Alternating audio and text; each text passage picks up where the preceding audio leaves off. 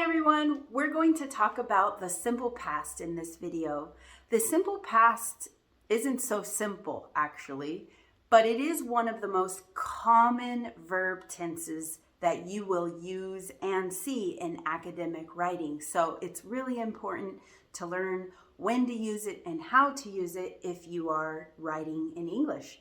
So let's look at how to create the simple past, and then we'll talk about when we use it.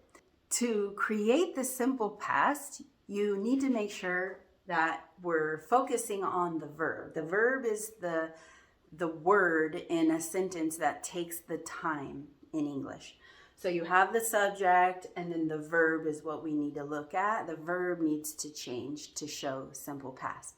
So look at this sentence. That's the subject. I joined, that's the verb. I joined a running team in high school. So you can see in the verb that there's a ed at the end. Ed is the past tense marker. That's how we show past tense for most verbs in English, not all verbs. Some verbs are irregular. That means we cannot just throw ed onto them. Instead, we just have to know their forms because there is not a pattern. So here's an example of some irregular verbs. I ran with them many years. We won many races. These are past tense form, but they don't put ed. We can't put ed at the end. That's because they are irregular. So if you want to know which verbs take ed and which verbs do not, there's a lot of lists online. You can just search irregular past tense verbs in English and you'll see a really long list, probably longer than you want to know about because there's a lot of them. But if you don't see a verb there, then most likely it's a regular verb, and that just means you need to add ed to the end of it to make it past tense.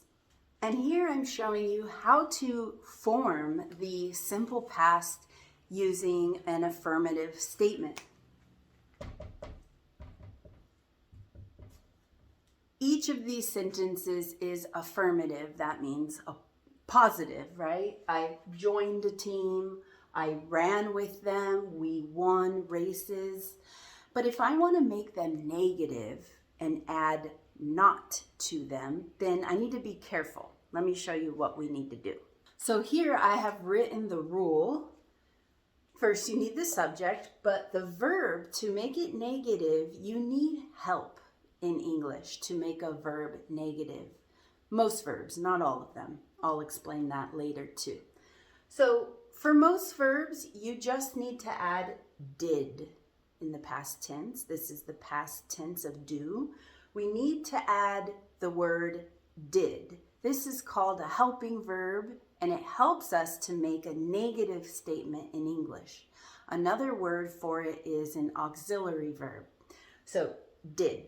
And then you put the word not. That's where it comes. You can't just put not. You have to put did and then not, and then you need the verb you want to use. So join, ran, won, but it needs to be the base form of the verb.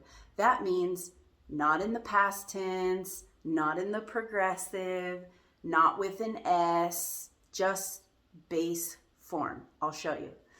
So here we have an affirmative statement. Let's make it negative by following these steps.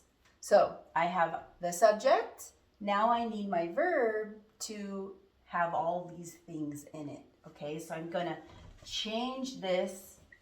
Okay, and I'm going to add did. I did. Now not. Now I need the base form of the verb. The verb was joined. The base form of joined is join. And then I'll finish my sentence. So I have it. I have a negative statement. I did not join the team. That's how I change it from affirmative to negative.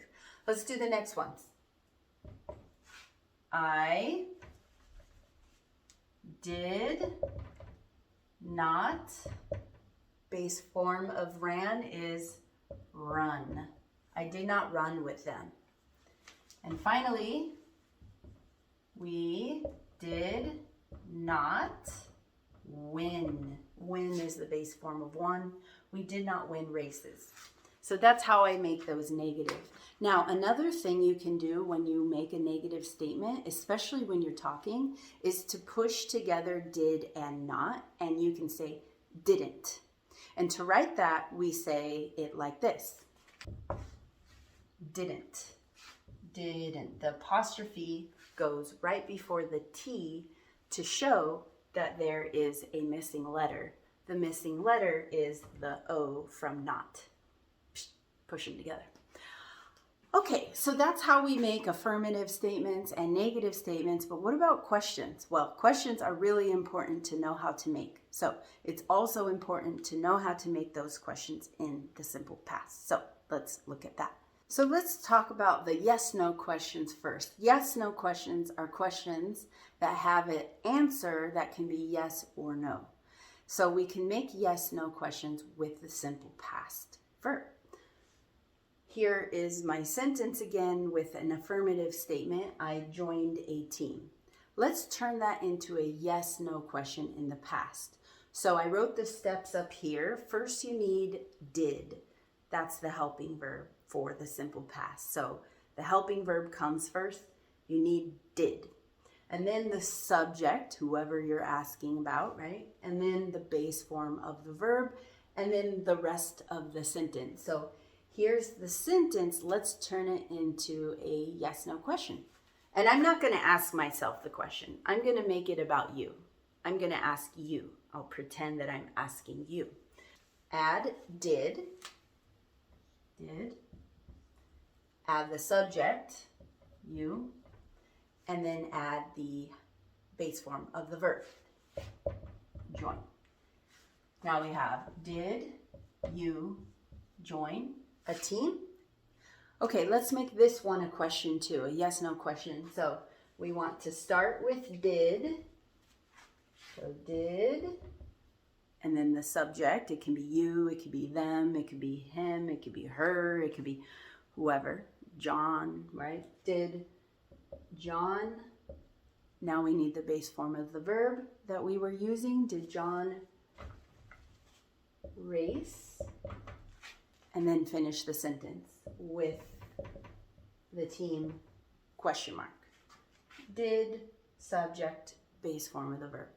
Let's do this one. Make it a question. Did they, whoever you want the subject to be, did they win races? Question mark. Okay? The other type of question is a WH question. Those kinds of questions are the kind that have answers with information. So there's a lot of WH words in English. Who, what, when, where, why, how far, how many. Here's a few, okay? These ones help you ask questions that will give information about the object, okay, of the sentence, not the subject. You're not asking about the subject when you ask these questions. I'll show you what I mean. So, for example, we need to start with one of these words. So we can say when, and then we need did, the helping verb, when did, and then a subject, you, and then you need the base form of the verb, join. When did you join? And then finish the sentence. When did you join the team? Question mark. Okay, so we have the WH word, we have the helping verb, the subject, the base form of the verb, the rest of the sentence, and then the question mark. Okay, let's do another one with race. Okay. Where did they race. We have the question word, we have the helping verb in the past, we have the subject, and we have the base form of the verb. Those are questions, when you ask them, the person that you're asking will give you information about where and when and why, right? Usually these answers come after the subject and verb. So, when did you join the team? I joined the team in high school.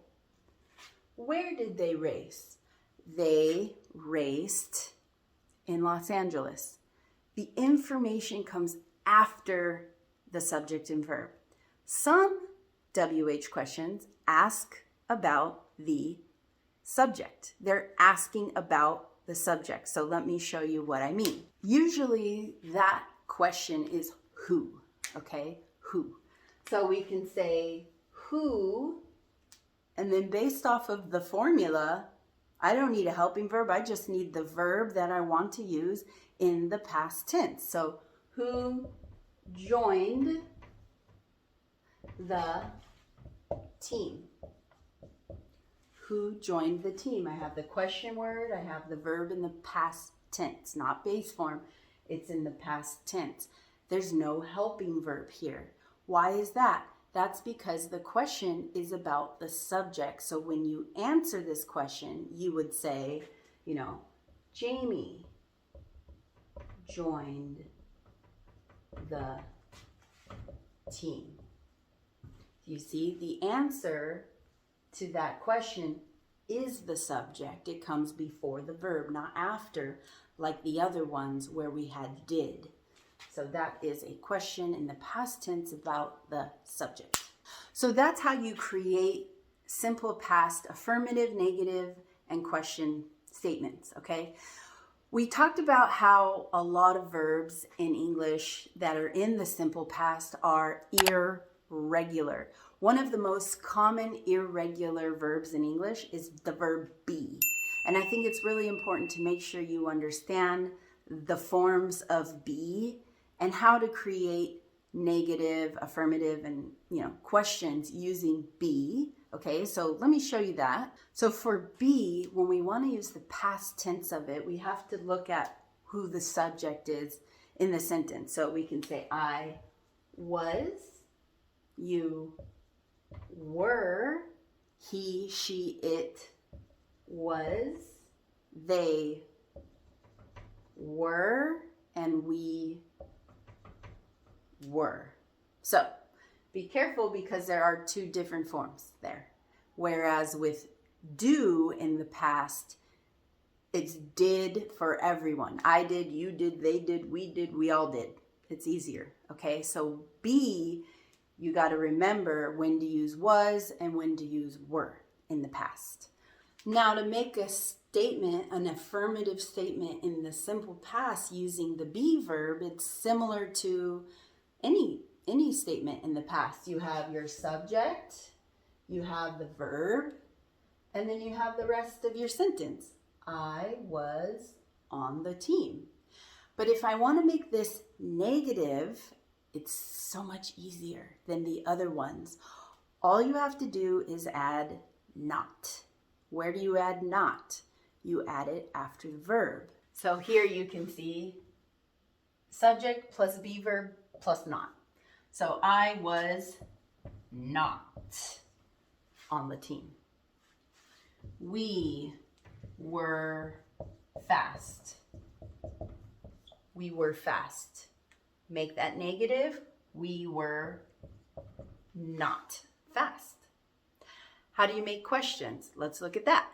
So to make a question with be, a yes/no question, all you have to do is use what you have. You don't have to add did because be already is there. So when you have be, you don't need a helping verb. So you just start with the verb in the past tense, and then you use the subject, and then you finish your sentence. So, was, so now the subject has to agree with was. Was he on a team?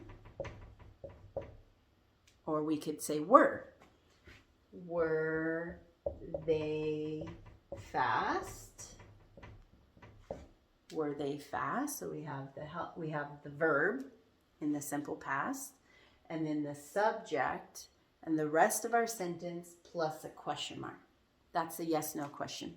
To make WH questions with the be verb, it's also a little bit easier than with other verbs because you don't have to add a helping verb. You just need the WH word plus the past tense of be and then the subject. So let's see. So we can say, where was the race? Where's the question word? Was is the verb in the past tense.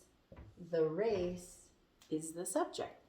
That's how we can make a WH question using be in the simple past. So now I want to talk about when we use the simple past. And it's pretty simple, but not always. Important thing to know is that we use the simple past when we are talking about finished time. The time is done. The action is done. It's finished. So what you're talking about is finished and it's in the past. So look at this sentence. I joined the running team in high school. Now, high school for me is past, so this is a finished time. It's high school is finished. It's done. It's past for me. And I'm also using the verb in the simple past to show that that thing, that action is done. You can use all kinds of different time words or references to signal to the reader that you're talking about the past. You can use dates like 2000, because that's when it was. 2000, that's finished time, that's past, right? Lots of different ways to signal the past time with time words. So in 2000, that's finished time. Last week, that's finished time. Last year, that's finished time. Yesterday, last night, lots of options. Or you can say 20 years ago, 5 years ago, 5 minutes ago. Whatever you want to say with ago means past. And then this one's actually really common and very useful. If you can say when plus a subject plus a verb in the past tense, that signals past time as well. So I joined the running team when I was a teenager. When I lived in my hometown. Whatever you want to say, when you use this type of clause, it helps the listener or the reader focus in on that time period. So the important thing is just remember, if you're talking about the past, if you're talking about finished time, if you're talking about a finished action, use the simple past. And that's it. I hope this was helpful. Bye.